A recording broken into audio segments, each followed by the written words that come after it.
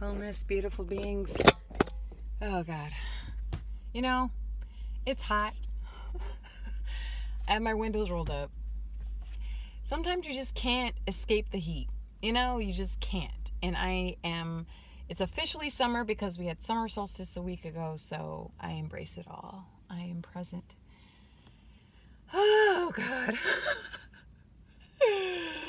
Oh. What it do, guys? What it do? So I wanted to share something with you. I just got back from a family gathering for the Independence Day, which was pretty cool. I really liked it. Met some really awesome relatives that I come from. You guys, I come from a very large family.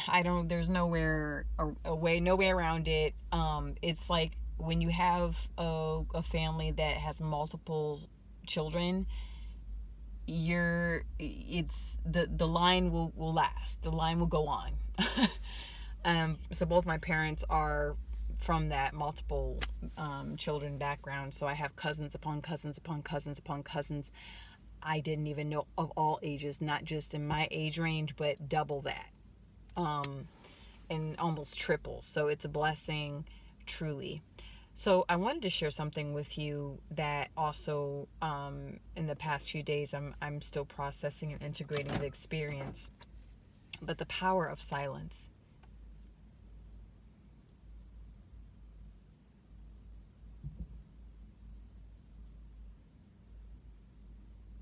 Yes, I'm going to open this door. Get a heat. Oh. Did you feel that though, in that moment, that silence? If you hear a bass drop in the back, today's Independence Day, so there's going to be all kinds of things going off and festivities. Silence.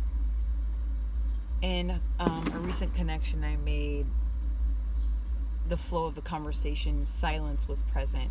Silence speaks louder than anything, and all it asks of the listener is to listen, not to observe, not to do anything, not to analyze, not to watch the mind, not to feel anything. You're just sitting with silence. When I was a child, now I'm very talkative. I mean, I can get in front of a group of people. I can sing in front of people. I can perform. I can teach. But there was a time before all of that, many years ago, the first, I would say maybe 10 years, I think by age 12, I started to slowly come out of this shell. I didn't have a speech impediment or anything like that, but it was my social withdrawal, or just the lack of communicating with people in general, was so strong that it made people feel very uncomfortable when I was a child. I just did not like to speak. I just like to absorb everything around me. Observe and look at everything. And I think on a deeper soul level, as far as, reality and energy goes, I think there was a reason for that. There are some souls that when they reincarnate into this world, they do it with ease, and some souls, they don't. And in multiple ways, in many different ways. And I will say, if anything, it was unsettling, my childhood, of the disconnect that I had with reality. I just didn't fit in. I didn't feel human. And this is I'm 4, 5, 6, 7, 8, 9, 10, like my first decade of life. I felt these feelings. I just couldn't, I didn't have the vocabulary, the life experience to make sense of it all. But this is how I felt. This is what I felt. I didn't understand why I felt so disconnected and weird. you know, like this disconnection with my family that I was born into, why I liked certain things, why I disliked certain things and certain people and certain energies and certain environments. I was highly, highly, highly sensitive.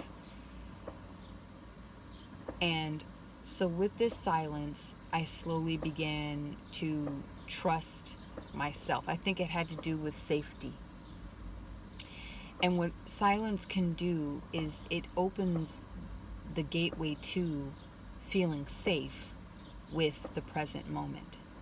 When you begin to feel safe with what's right in front of you, with what's right around, with what's within you, what's around you, no matter how uncomfortable or scary it is, when you have that foundation of safety, of deliverance, of guidance, that is when you're able to receive, and that is when that channel of listening can occur, can activate. So this will not be a long video. I just really wanted to share this with you because I felt presence when I was engaging in a connection. It was quite profound, and I've had this type of experience before where silence was the teacher in the space. A lot of the time we have to over-explain, we talk over people, which I'm really working very diligently on working on not interrupting when people are in the middle of expressing a thought. It is so crucial to not interrupt. It's so difficult at times when your ego, your pain body is triggered and you need to prove somebody wrong. You need to prove yourself right? And when you're allowing yourself to sit in the silence or allowing yourself to listen and allow presence to teach you something through the silence, you begin to liberate yourself from the shackles of your own limiting beliefs, your own emotional issues, your own built-in walls of what you think is right or what you think is wrong. All of that dissolves when you sit with silence. Allow presence to be your leader and your guide, and be amazed at what you'll witness and what will be revealed to you. And that is the message. Thank you so much for tuning in. I am boiling. Yeah, I am boiling. Yes, I enjoyed myself at the gathering. It's always amazing, you know. Usually, I'll say this: I don't like being forced to go meet new people. Not my thing. I love meeting new people. I love meeting people from different backgrounds. You know, you get to learn their laughter, you get to know their name, their facial expression, their personality. You see if they vibe or not. It's amazing. I love it all. But again, you know, family stuff, right? And it's like, you need to come out and visit. And I'm so grateful that I did. I am so grateful that I did. You know, it's such a blessing, this gathering, because I met an amazing soul. I reunited with some that I already knew, but, you know, I made it, I just, the connection was there. It was just beautiful. So yeah, you know, it got to the point where there were refreshments, food, drink. I mean, it was great, but it's like, I looked over at my dad. My dad literally was just sweating, like beads of sweat. And he looked at me and he says, "It was worth it," you know?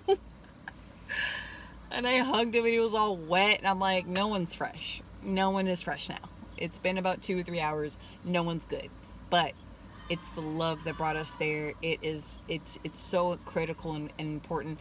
And look, everyone's family is effed up to some degree. Everyone comes from dysfunction, okay? Most people come from functionally dysfunctional or dysfunctionally functional. It is what it is. It's the most important thing, because that's where, with every family, with every gathering and every moment that we're connecting with family, we are clearing a lot of wounds, a lot of karma. So that's why. And recently I've been reconnecting with my siblings too, which has been quite powerful. and very healing for me. And so, yeah, just put out there, just, you know, if you haven't talked to somebody for weeks or months or years on end, just do it. Just do it.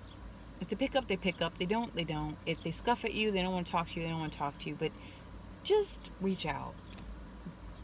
Human connection is so important.